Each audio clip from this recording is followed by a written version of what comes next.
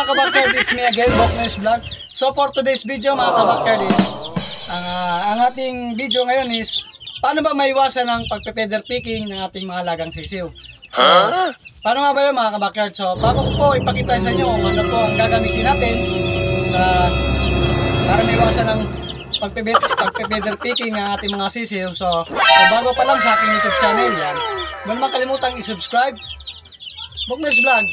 Click the subscribe button para updated po kayo sa mga video na aking upload. So pasensya na po kayo sa ating background. Napakaliwanag ng ilaw dahil pinapailawan ko po yung ating mga sisiw. So shoutout nga pala sa ating kanawayon. Ayun, nasa likod yung kanawayon hats natin.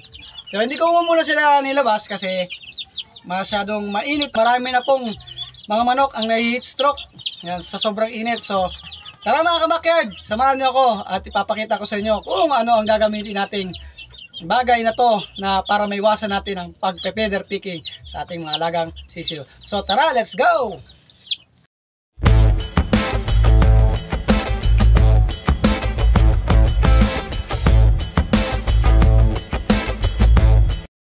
So, ayan mga kabakyard, bumabalik po tayo sa ating video. So, bago po ipakita sa inyo kung ano po yung ating gagamitin mga kabakyard, ipapakita ko po muna sa inyo yung ating sisiw na nag-feather picking. Yan po, may sugat po siya dahil lang yan.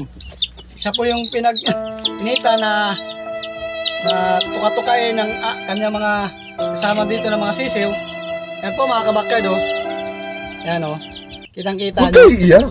Yan na siya. Ano po siya? Dalawang piraso silang pinagtutuka kasi dahil po hindi nakalimutan po natin lagyan ng bagay na yon. So, paano masabi? Ngayon lalagyan po natin sila ng ganitong bagay para maiwasan po nila ang pagpe-feather picking. So tara mga kabakyard, kukuha po tayo nun. So ano nga ba yon?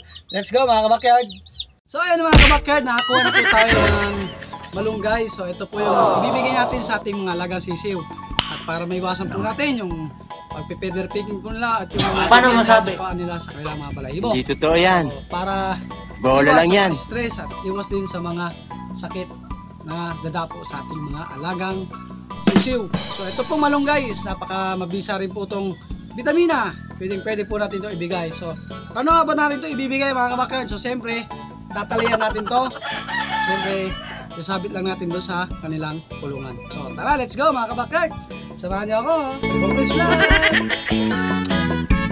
So ito na nga po yung ating malunggay. Yan mga kabakyard. Ito po yung ating ilalagay sa kanila. Ilalagay po natin doon sa kanilang kulungan para ito po yung tuka-tukay nila. Dahil bibigyan po natin silang ng yung kaaliwan. May vitamins din po makukuha dito sa malunggay. Ayan, nabisa din po itong pang tuna o pang probiotic po. Ayan, malunggay. So tara mga kabakyard, ilalagay na po natin to sa kanila at kukuha tayo ng tali. Tatalihan natin, tapos isasabit lang natin dun sa tali. So tara mga kabakyard, samahan nyo ako. Ito na nga po yung tali mga kabakyard. Yan, kuha na po tayo ng tali, tapos tatalihan natin. Ayan, tatali lang po natin dito. Ito. Tapos po na itong matalian mga kabakyard is ano po natin, sasabit po natin doon sa kanilang kulungan.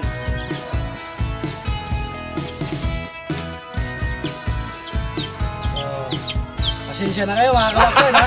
Gago! Hindi pa masyadong secure, hindi pa masyadong maayos yung ating area dito dahil alam nyo na, tapos pa tayo sa pero huwag kayo mag-alala mga kabakyard. Kagating mo na mga ilang buwan or ilang weeks, maayos ko na po itong ating area dito para mas maganda po silang tignan pag tayo yung mag-vlog. Tara mga kabakyard, yan, may tali na po at ilalagay na po natin doon sa loob. So i-ayos ko lang po yung camera, papakita ko sa inyo. Let's go! So ayan po sila mga kabakyard, yan po yung ating mga sisiw sa ilalim.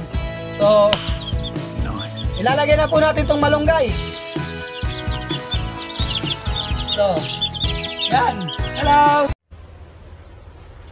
Wait a minute! Who are you? Shout out sa iyo, shout out. Gago! Malunggayan. Ito po yung ilalagay natin para maiwasan yung kanilang pagpa-feather taking.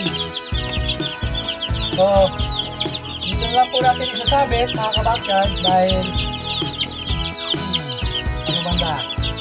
So, ayan, dito po, ayan, dito. Dito natin isasabit. So, ayan mga kabakyan, oh.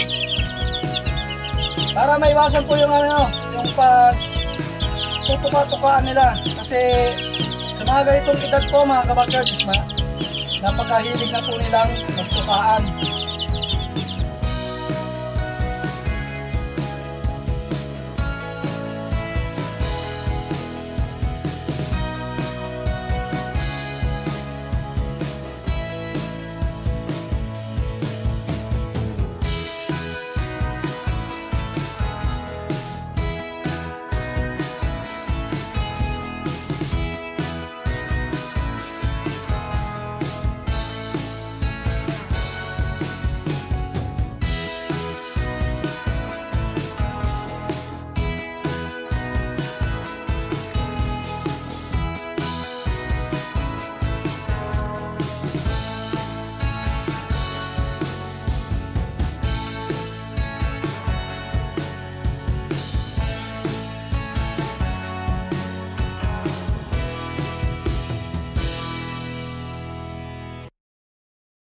I-update ko na rin din po kayo sa ating pagpupurga dahil pupurgahin po natin sila. 28 po, yan. Papakita ko rin po sa inyo kung paano tayo magpupurga para sa kanila. Ano? So mga kabakyard, comment po mga kabakyard kung ano nga pong kulay nito. Yan, lalaki po yan. Pero para sa tingin ko po kasi talisayin. Yan o, talisayin.